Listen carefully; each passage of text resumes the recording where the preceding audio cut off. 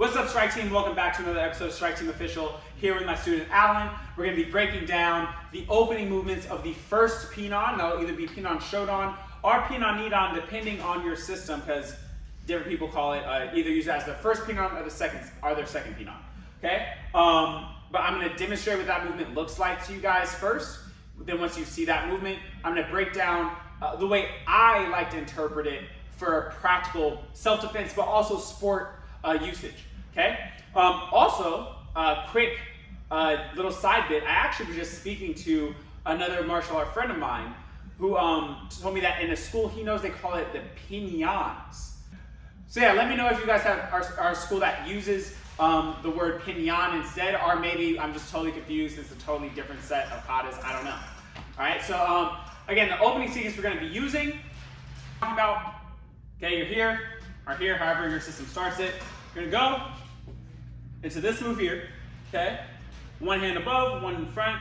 Usually you cross, back out, okay? And that's that first opening part of the move, okay? Here, here, here, and then you switch. You'll do it on the other side, and then from there you're circle that way and continue on through the rest of the kata, okay? So we're just gonna really focus on that very first move right now.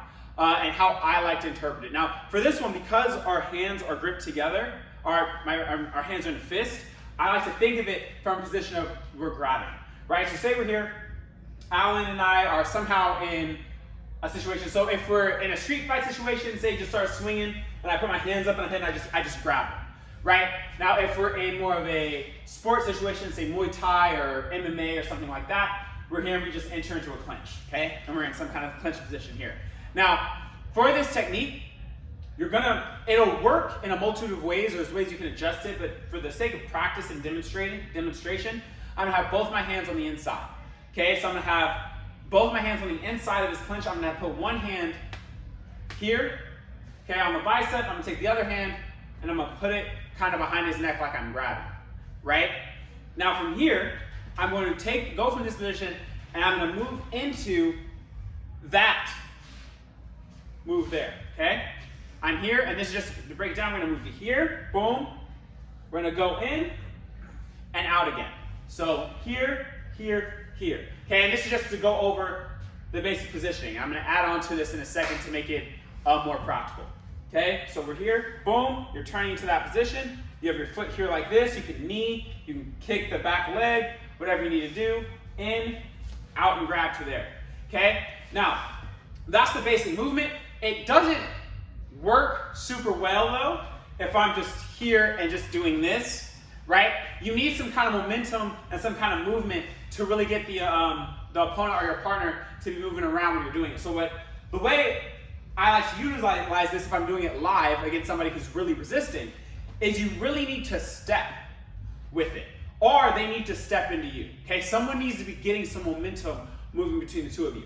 So what I'll do, say, in the kata over here, I'll go, and as I'm going into this position and putting my hands up, I'll step to the side, okay? I'm going from like here, stepping to the side, kind of behind that front foot here, and I'm turning that way, right? So if I go kind of fast, it'll look like this, okay? Now notice on that one, instead of taking this cat stance position as a knee, or say kicking the back leg out, I'm here, and I'm kind of taking it, stepping, and throwing him over the actual bent leg, okay? Getting his leg over my leg, let's come over this way so you can see, and tossing him over it, okay? And you can use that as a throw, right? So if you're in this situation where you're in here and you're wrestling with each other or whatever, and you're able to get a position like that and step and turn, you're gonna actually throw the person over your leg. Now, you don't have to have your hand behind the neck.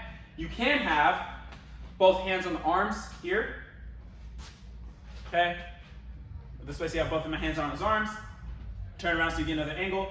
And the same thing, I'm gonna go here to here. Now, that's another option, okay? As you go into the stance, you can sweep out that leg as you turn, but again, I really like to go here and step and turn and throw him over it with my step. Again, all is situational, depends how the other person's moving. Right now, Alan's really still. He's just sitting there letting me work. So when the person's still, you're not going to be able to just pop their leg because there's no movement. But if Alan's moving around and able to catch his balance where he's in the right position, you can get that turn off, okay, and actually be able to knock the person down.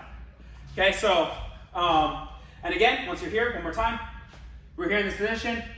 I get this, I step, I turn, say he doesn't go all the way, he's not moving all the way, I go back, so this way, pull it back, and bash this other part of the head here.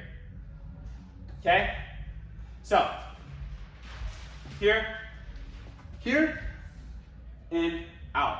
And that's my personal interpretation is sort of as we're here, I'm gonna do it without a partner, okay? We're in this clinch position, whatever. I step and I turn.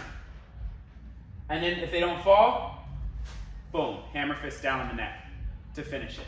And again, there's, like I said, there's a bunch of different variations of this. This is just one variation. You can do it straight as a foot sweep without the step. You can do it over your leg. You can do a step, even do a step back throw. There's a lot of different variations of how you can actually make this technique work.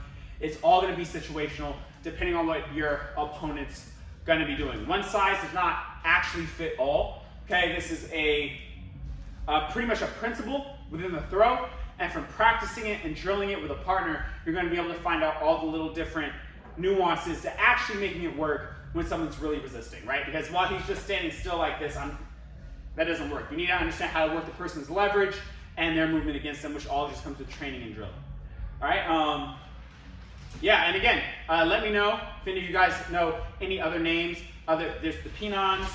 If you guys know other names for this kata, please drop it down below and let me know. All right, guys. See you next time. Just keep training. Like, subscribe, follow us on Instagram. Oh, our sponsor. I almost forgot. All right, so yeah, we have a sponsor today. These guys have been super, super helpful to me recently. They've sponsored me for multiple of my fights, giving me money to help me travel and things like that. And they're out here helping a lot of newer amateur fighters in the, out here, especially in the Bay Area coming up, really being able to support us. It's called Platinum Worldwide. Okay, these guys are awesome. He's wearing some of their outfits right now. Show it off for the team. Okay, these are workout pants here. Their shirt. He wears it all the time, so he's not showing off the new gear. He's been wearing this and working out in it. But that just shows he actually is, a product of the product. I am as well. I love if you guys are on my Instagram, you'll see me wearing their shorts, their shirt. They actually also just gave me a set of their hand wraps here. Let's see if you guys can see this. Yeah.